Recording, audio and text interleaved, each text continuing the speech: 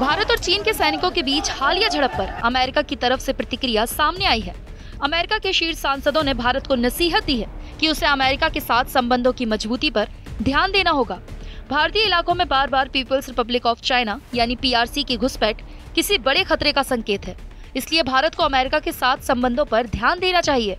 गौरतलब है कि बीते 9 दिसंबर को अरुणाचल प्रदेश के तवांग सेक्टर के यांगत्से में चीन आर्मी और भारतीय सैनिकों के बीच झड़प हुई थी।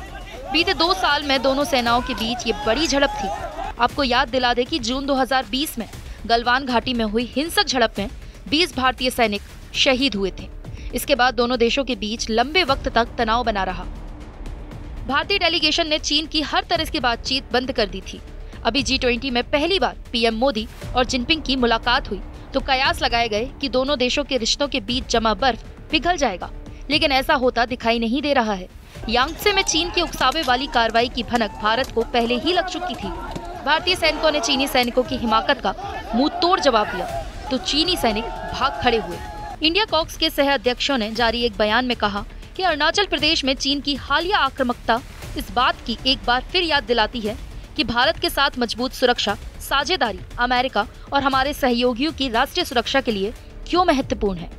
बयान में ये भी कहा गया कि अमेरिका और भारत दुनिया के सबसे पुराने और दुनिया के सबसे बड़े लोकतंत्र के रूप में एक अद्वितीय संबंध साझा करते हैं और कॉकस के सह अध्यक्षों के रूप में अपने सुरक्षा संबंधों और द्विपक्षीय संबंधों को बढ़ाना जारी रखेंगे।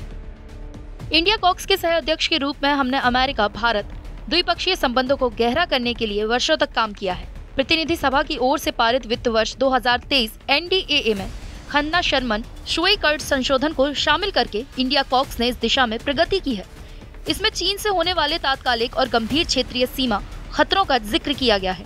सह अध्यक्षों ने वित्त वर्ष 2023 की अंतिम सम्मेलन रिपोर्ट में सेक्शन 1260 को शामिल किए जाने की सराहना की ताकि भारत प्रशांत क्षेत्र में चीन की आक्रामकता और अतिक्रमण को रोकने के लिए उभरती प्रौद्योगिकियों जैसे महत्वपूर्ण क्षेत्रों में सैन्य सहयोग को मजबूत किया जा सके।